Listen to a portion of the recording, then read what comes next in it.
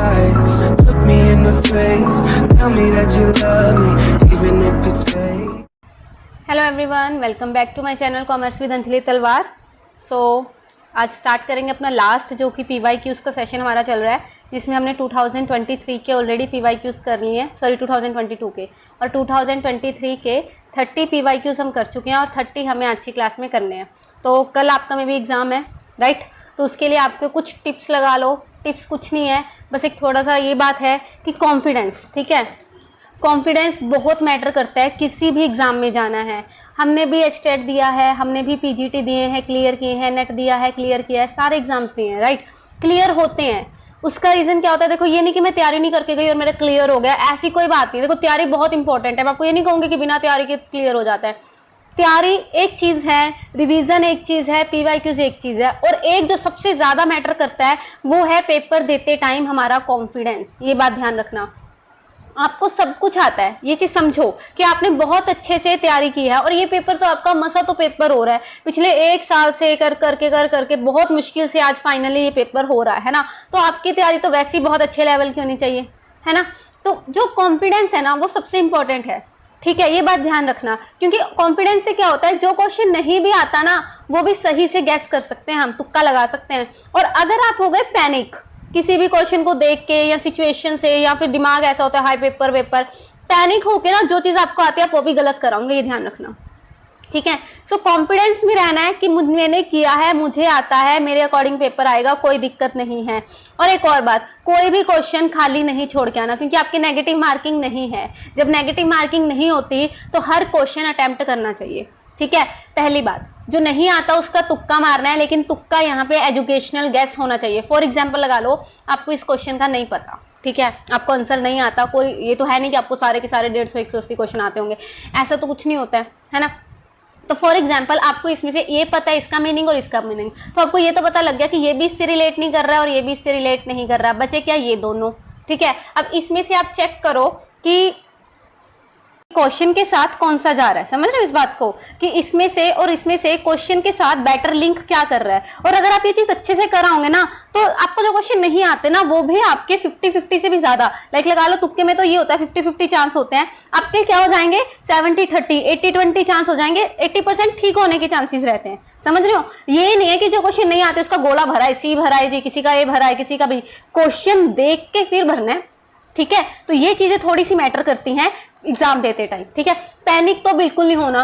देखो, question paper देख के एक बार सबको लगता है कि मुझे कुछ नहीं आता, आज रात को आपको लगेगा यार इतना किया था, कुछ याद ही नहीं है, ब्लैंक, बिल्कुल ब्लैंक फील होता है पेपर से एक दिन पहले, और ये सबके साथ होता है, आपके साथ सिर्फ नहीं हो रहा, ठीक है? तो जब बिल्कुल ब्लैंक फील होता है ना, पर ये समझो कि जितना आपने आज तक पढ़ा है यहाँ सेव है। जब वो क्वेश्चन पेपर सामने आएगा, उसको एक बार पढ़ोगे जब एकदम से, तो नहीं समझ आएगा। जब उसको धीरे धीरे सॉल्व करना शुरू करोगे ना, तो जैसे अपन ने कम्युनिकेशन में पढ़ा डिकोडिंग, वो डिकोड होना अपने आप शुरू हो जाएगा। हाँ, ऐसे नहीं ऐसे, ये नहीं वो होता है। थोड़ा सा आराम से, कॉन्फिडेंस से, चिल होके पेपर देना, बहुत अच्छे से पेपर हो जाएगा। ऑल द वेरी बेस्ट, आप सबका क्लियर होगा, ठीक है?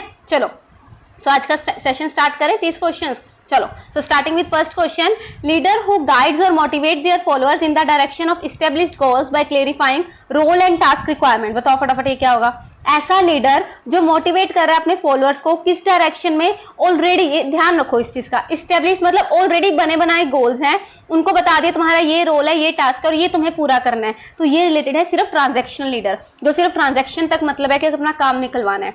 यहाँ पे कहीं भी क्रिएटिविटी के बारे में बात हुई कि मतलब जो एम्प्लॉयज हैं उनको डायरेक्टली बता दिया कि आपको ये करना है, क्या उनकी क्रिएटिविटी, उनका करियर, उनके बारे में सोचा गया?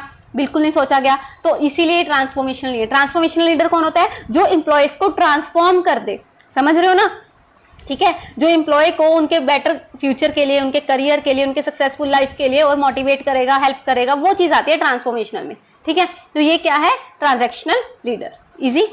चलिए, नेक्स्ट क्वेश्चन है, mental ability to analyse and diagnose complex situation is known as. तो कॉम्प्लेक्स सिचुएशन को जब हम एनालाइज करते हैं उसको कहते हैं कंसेप्चुअल स्किल। ये ध्यान रखना, ये कोई ह्यूमन स्किल नहीं कहते इसको, टेक्निकल तो है ही नहीं, ऑब्वियस सी बात है। कॉम्प्लेक्स, कहीं कॉम्प्लेक्स सुन के यहाँ कॉम्प्लेक्स कराओ, इसको कहते हैं कंसेप्चुअल स्किल। इजी। चलो, आईपीआर इंटेलेक्चुअल प्रॉपर्टी राइट्स में क्या क्या आता है? इंटेलेक्चुअल मतलब इंटेलेक्ट, जो चीज हम अपने दिमाग से इनोवेट कर रहे हैं उसके लिए हम लाइसेंस ले लेते हैं कि कोई और उसको यूज ना कर ले, तो वो क्या होते हैं? पेटेंट्स ले सकते हैं, ट्रेडमार्क्स ले सकते हैं, कॉपीराइट्स होते हैं, राइट। तो ये आएगा all options are right. Geographic indicators भी आता है इसमें, है ना, ये पढ़ा है हमने।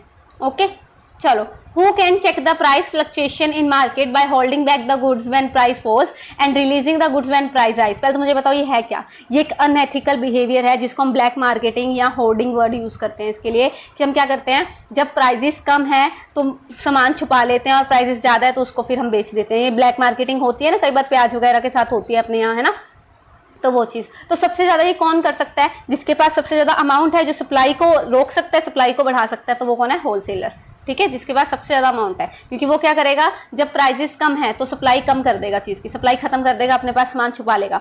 सप्लाई किसी चीज की कम होगी, डिमांड ज्यादा है, तो अपने आप क्या हो जाएंगे? प्राइसेस बढ़ जाएंगे, और जब प्राइसेस बढ़ जाएंगे तो ये सप्लाई निकाल देगा, सामान बेचना शुरू कर देगा, है ना। तो वो चीज।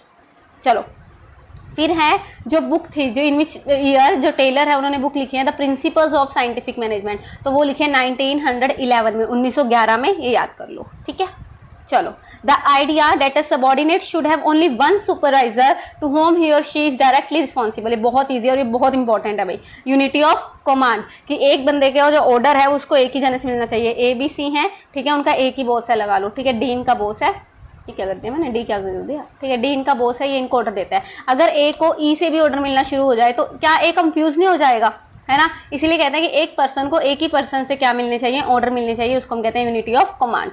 अच्छा, यूनिटी ऑफ डायरेक्शन क्या होता है? यूनिटी ऑफ डायरेक्शन होता है कि किसी एक ऑब्जेक्टिव के लिए, एक गोल के लिए हमने एक प्लान बनाया, एक टीम बनाई, एक लीडर बनाया, तो वो चीज होती है, और एक सेम डायरेक्शन में हम काम कर रहे हैं उस ऑब्जेक्टिव को फुलफिल करने के लिए, राइट।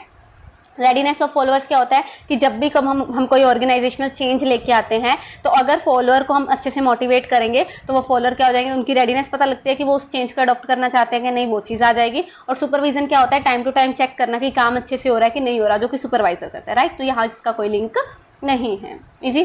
चलो, which one of the following is not a limitation of computerised accounting system. Not की लिमिटेशन नहीं है तो एडवांटेज बतानी है, ठीक है। सिक्योरिटी प्रॉब्लम, ये तो लिमिटेशन है। सिस्टम फेलियर, ये भी लिमिटेशन है। ट्रेनिंग की हाई कॉस्ट, बिल्कुल ये भी लिमिटेशन है। फ्लेक्सिबल रिपोर्टिंग, क्या फ्लेक्सिबल रिकॉर्डिंग लिमिटेशन है कि फायदा है, एडवांटेज है ना, तो ये क्या हो जाएगा? आंसर। ठीक है, क्योंकि नॉट लिमिटेशन पूछा था तो flexible reporting will be the answer. Easy. चलो, नेक्स्ट है when debentures are issued as collateral security, तो इंटरेस्ट किस पे करेंगे? अब नॉर्मल ध्यान रखना, नॉर्मली ये क्वेश्चन होता है कि डिबेंचर इशू किया है तो फेस वैल्यू और नॉमिनल वैल्यू की बात होती है, इस पे हम क्या करते हैं? इंटरेस्ट पे करते हैं, राइट। लेकिन जब कोलेटरल सिक्योरिटी पे दे दिया, कोलेटरल सिक्योरिटी होता है कि हमने लोन लिया, लोन के बदले में जब हम गिरवी रखते हैं कोई चीज, मॉर्टगेज, तो हम कोलेटरल मतलब एडिशनल सिक्योरिटी। अब ये समझो होता क्या है कि जब भी कोई कंपनी ने लोन लिया किसी बैंक से, ठीक है, किसी बैंक ने लोन लिया तो बदले में क्या करती है, कोई प्लांट मशीनरी, कोई ना कोई एसेट वगैरह क्या करती है? मॉर्टगेज रखती है, गिरवी रखती है। बैंक ना इसको सही नहीं समझता, ये कह रहा है कम है वैल्यू, कुछ और भी चीज चाहिए, तो एडिशनल में कुछ डिबेंचर बैंक के पास हम रख देते हैं कि कल को अगर हमने आपका लोन नहीं चुकाया तो आप हमारे डिबेंचर होल्डर बन जाना, आपके पास सारे राइट्स आ जाएंगे डिबेंचर होल्डर के। लेकिन कब? अगर हम लोन नहीं चुकाएंगे तब। लेकिन तब तक बैंक का डिबेंचर होल्डर वाला कोई राइट नहीं है, और अगर कोई राइट नहीं है तो हम उसको कोई इंटरेस्ट पे नहीं करेंगे। लोन पे इंटरेस्ट जाएगा, डिबेंचर्स पे नहीं, ये ध्यान रखना, ठीक है। चलो, in the absence of any agreement, देखो ये कितना अच्छा क्वेश्चन था। In the absence of any agreement partners को इंटरेस्ट ऑन लोन किस पे मिलेगा? बताओ फटाफट। एग्रीमेंट क्या था ये? Absence of partnership deed. अगर पार्टनरशिप डीड नहीं है तो कोई हमें इंटरेस्ट ऑन कैपिटल नहीं देना, इंटरेस्ट ऑन ड्राइंग्स नहीं चार्ज करना, कोई कमीशन नहीं, कोई सैलरी नहीं, कोई भी प्रॉफिट लॉस होगा जस्ट इक्वली बांटना है, और इंटरेस्ट ऑन लोन पे करना है 6% पर एनम के हिसाब से, और इंटरेस्ट ऑन लोन रिसीव नहीं करना। ये ध्यान रखना भाई, यहाँ से भी क्वेश्चन बन जाता है, क्या पता इस बार इससे आ जाए कि इंटरेस्ट ऑन लोन रिसीव नहीं करेगी firm, no interest loan receive, सिर्फ पे करेंगे 6% पर एनम। ये तो हमें समझ आ गया। अब बच्चे यहाँ पे डायरेक्ट ये कराए। अब मुझे एक बात बताओ, यहाँ पे पर एनम नहीं है तो टाइम का तो ध्यान ही रखा जाएगा। अगर किसी ने फॉर एग्जांपल 6 महीने के लिए लोन दिया है तो 6 महीने का इंटरेस्ट लगेगा कि नहीं लगेगा? रूल के अकॉर्डिंग तो 6 महीने का लगेगा, लेकिन अगर पीछे पर एनम नहीं है तो डायरेक्ट 6% लगाएंगे। इसीलिए जो इसका आंसर था वो क्या था बच्चे? वो था हमारा 0.50 पर मंथ। ये ध्यान रखना, अगर 0.50 पर मंथ है, 0.50 पर मंथ है तो पूरे साल का कितना हो गया? 6% हो गया कि नहीं हो गया पर एनम? ठीक है, तो मेन तो ये बना ना, ये सही आंसर था, ये ध्यान रखना इस चीज का, ठीक है। चलो, फिर है joint life policy account of partner. तो जॉइंट लाइफ पॉलिसी अकाउंट क्या है, कोई नॉमिनल नहीं है, कोई मेमोरेंडम, कोई एसेट, सिर्फ एसेट अकाउंट है, ठीक है। क्योंकि नॉर्मली क्या होता है, लाइफ पॉलिसी ड्राइंग्स होती है, लेकिन यहाँ पे पार्टनर्स की जॉइंट लाइफ पॉलिसी करवाई गई है, तो वो किस में आएगा, हमारे एसेट्स अकाउंट में, ठीक है। ये समझ आया। नेक्स्ट है favourable balance as per passbook means, passbook का फेवरेबल बैलेंस, ये बात ध्यान रखना, कैश बुक का पॉजिटिव बैलेंस डेबिट होता है और नेगेटिव बैलेंस क्रेडिट होता है, ठीक है। लेकिन पासबुक का इससे अपोजिट होता है, पॉजिटिव बैलेंस क्रेडिट होता है और नेगेटिव डेबिट होता है। इसका रीजन क्या है कि बैंक के पास जो पैसा पड़ा है उसके लिए लाइबिलिटी है। अब फॉर एग्जांपल मैंने बैंक में पैसा जमा करवा दिया, मेरे लिए तो फायदा कि मेरी सेविंग्स पड़ी है, लेकिन बैंक के लिए तो लाइबिलिटी है ना, कल को उसे मुझे पे करना है, इसीलिए उसको किस में जाता है, क्रेडिट। तो इसका आंसर क्या आएगा, credit balance in passbook. Favourable balance कब होगा पासबुक का, जब वो क्रेडिट साइड होगा पासबुक के, ठीक है। चलो, at the time of dissolution, dissolution के टाइम पे अगर कोई लाइबिलिटी पार्टनर ले जाता है तो वो किसके अकाउंट में डेबिट होगी। अब खुद समझो, रियलाइजेशन अकाउंट बनता है, रिवैल्यूएशन तो बनता ही नहीं डिसोल्यूशन के टाइम पे।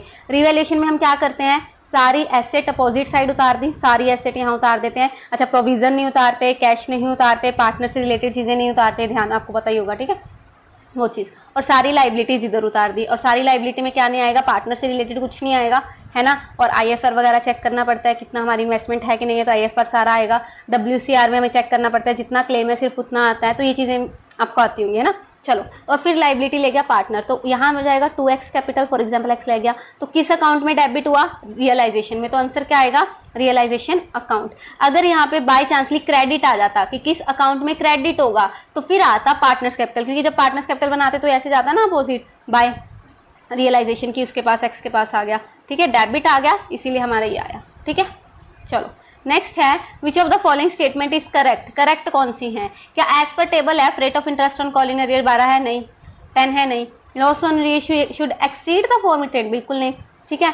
Sweat equity shares are those which are issued to employees and directors at a discount, ये ठीक है, क्योंकि स्वेट इक्विटी शेयर्स वही होते हैं जो हम अपने एम्प्लॉयज एंड डायरेक्टर्स को देते हैं डिस्काउंट पर। एक क्वेश्चन आ सकता है, कौन से शेयर्स डिस्काउंट पे इश्यू कर सकते हैं, सिर्फ स्वेट इक्विटी शेयर ही हम डिस्काउंट पे इश्यू कर सकते हैं, ये ध्यान में रखना, ठीक है।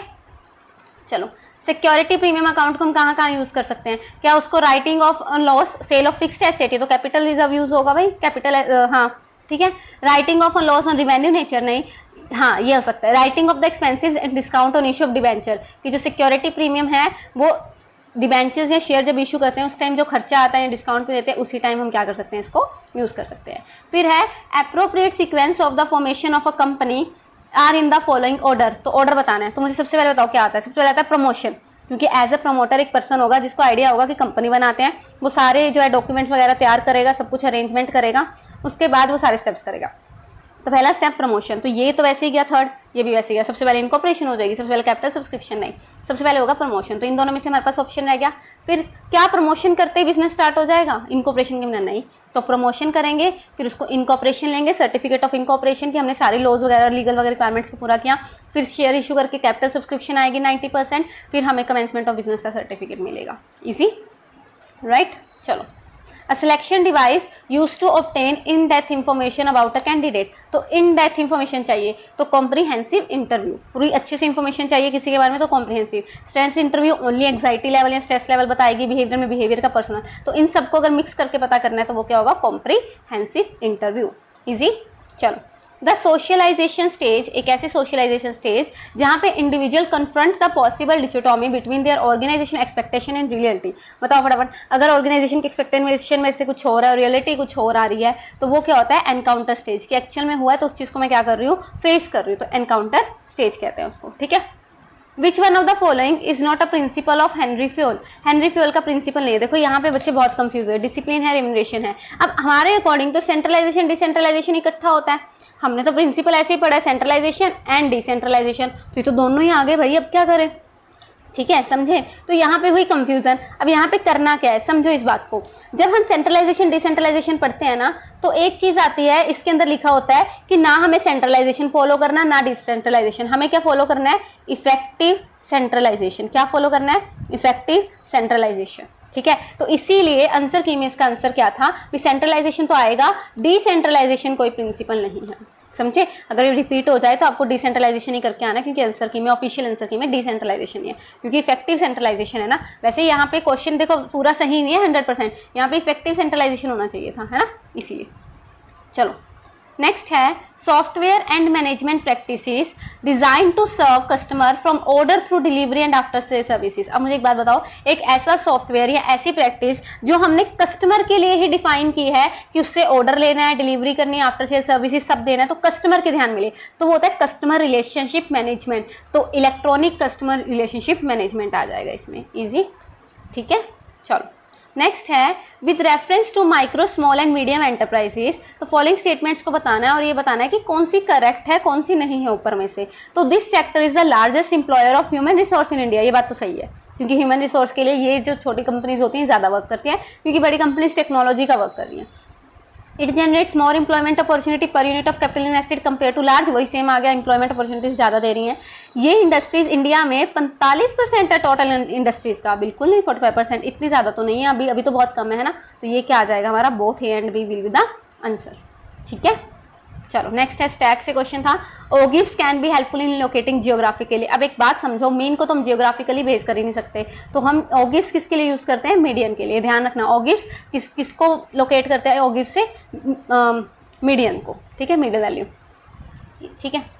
द नंबर ऑफ सबऑर्डिनेट्स एक मैनेजर एफिशिएंटली और इफेक्टिवली डायरेक्ट कर सकता है, उसको हम क्या कहते हैं, स्पैन ऑफ कंट्रोल या स्पैन ऑफ मैनेजमेंट, है ना। ये किया ना हमने, इसमें ग्राइकनेस के फॉर्मूलाज भी होते हैं, क्या पता इस बार उससे क्वेश्चन आ जाए। 30 डेज 30 इंपॉर्टेंट टॉपिक्स में करवाया मैंने आपको ये, ठीक है, ध्यान रखना, अच्छे से कर लो। ना तो उसको मैनेजमेंट कहते हैं, ना उसको सेंट्रलाइजेशन कहते हैं, ना डिसेंट्रलाइजेशन कहते हैं ना, तो क्या कहते हैं उसको, स्पैन ऑफ कंट्रोल।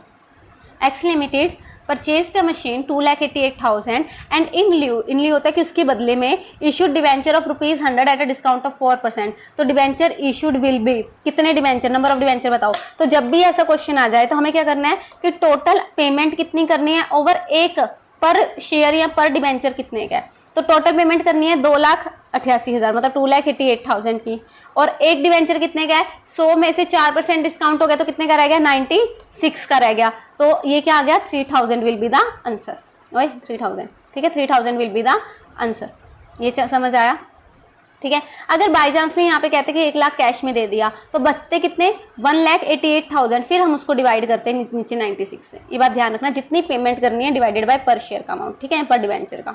चलो, विच of the following transaction will result in flow of cash. अब ये ध्यान रखना, फ्लो ऑफ कैश का जब भी चेक करना हो ना बच्चे, एक चीज याद रखना, एक आइटम करंट की होनी चाहिए, एक नॉन करंट की होनी चाहिए, ठीक है, तभी कैश का फ्लो होता है। डिपॉजिटेड 20,000 इनटू बैंक, दोनों करंट की हैं। सेल किया furniture fixed asset, book value इतने की एट अ लॉस ऑफ 900, चाहे लॉस पे किया लेकिन एक करंट है तो ये आंसर आएगा। देखना, converted 1 lakh debentures into equity share, ये भी दोनों नॉन करंट की आइटम्स हैं, और विड्रॉ कैश फ्रॉम बैंक, ये भी करंट की आइटम्स है दोनों, ठीक है, तो answer will be second, easy. चलो फिर आ गया nature of goodwill whose value is the highest. तो हाईएस्ट होती है rat goodwill, cat goodwill. Highest क्या होती है, कैट गुडविल, ये ध्यान रखना। अब ये क्या होती है गुडविल, भाई ये तो हमने पूरे मास्टर्स पूरे ग्रेजुएशन कहीं नहीं मिली, है ना। ये आती है जब हम ऐसे ऐसे एग्जाम्स देते हैं, नेट का दे लो, नेट में भी बहुत इंपॉर्टेंट है ये, है ना। तो अब समझो ये क्या होता है। पहली बात तो एलिफेंट नाम की कोई गुडविल नहीं है, कंफ्यूज करने के लिए दिया गया। फिर आती है डॉग की। डॉग क्या होता है, जो मालिक से ज्यादा अटैच्ड होता है, मतलब जो उस पर्सन से अटैच्ड है, उस ब्रांड से अटैच्ड है। जब हमारे कस्टमर्स हमसे एज अ बिजनेसमैन या एज अ ब्रांड हमसे अटैच है, ब्रांड लॉयल्टी, तो वो हमारी होती है डॉग नेचर की गुडविल, ठीक है। कैट नेचर की क्या होती है, कैट मालिक से ज्यादा अटैच नहीं होता, वो घर से ज्यादा अटैच होता है, प्लेस ऑफ बिजनेस, समझ रहे हो क्या, प्लेस ऑफ बिजनेस से ज्यादा अटैच है, ठीक है। तो ऐसे मतलब हमारी गुडविल है कि हमारी जगह, हमारी लोकेशन से प्यार है लोगों को, तो वो क्या है, प्लेस ऑफ बिजनेस, तो वो है कैट नेचर की। रैट कौन सी होती है, अब चूहे किसी के भी घर घुस जाते हैं, उनको ना मालिक से मतलब ना घर से मतलब, तो ऐसी गुडविल कि ना तो ब्रांड लॉयल्टी है ना पर्सन से प्यार है, ठीक है, कि पर्सन की वजह से नहीं आ रहे, ना लोकेशन की, वो कभी भी कहीं भी किसी भी शॉप पे जा रहे हैं, कोई उनको लॉयल्टी वाली बात नहीं है, ब्रांड वाली बात ही नहीं है, तो वो आती है रैट नेचर की। और एक लास्ट जो होती है वो होती है रैबिट, इसके अलावा रैबिट। अब रैबिट होता है आलसी, आलसी मतलब वो देखेगा कि पास में क्या मिल रहा है उसके अकॉर्डिंग वो काम करेगा, ठीक है। नियरनेस, वो किस पे डिपेंड करता है, नियरनेस या फारनेस, ठीक है, उस पर वो डिपेंड करता है, तो वो हो जाएगा रैबिट तरह की गुडविल, इजी। हाँ, ये भी यही बाकी थे बस पढ़ने, ठीक है। चलो, कंसीडर द फॉलोइंग स्टेटमेंट्स।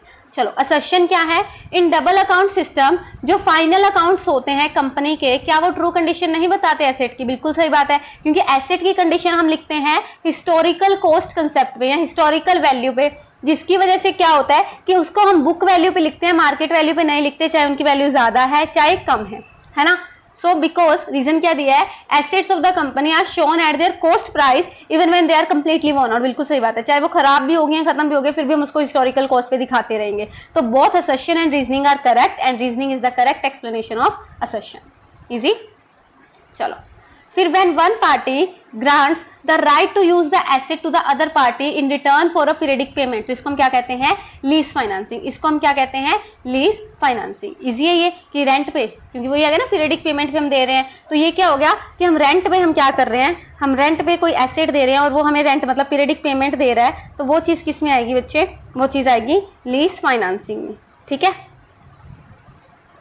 चलो वैसे इसके अलावा ये देखो फैक्टरिंग क्या होता है। फैक्टरिंग पता क्या होता है, जब मेरे बहुत सारे डेटर्स थे, ठीक है, बिल रिसीवेबल थे, एक पार्टी होती है वो दूसरी पार्टी को थोड़ी कमीशन के बदले में कहती है कि मुझे पैसे दे दो, आप मेरे डेटर्स वगैरह रिसीव करवा दो, बाद ले लेना, है ना। तो वो चीज होती है फैक्टरिंग। पब्लिक डिपॉजिट्स वही आ जाता है, पब्लिक डिपॉजिट्स तो जैसे शेयर डिवेंचर वगैरह हम इशू करते हैं, तो पब्लिक डिपॉजिट शॉर्ट टर्म होता है, ठीक है।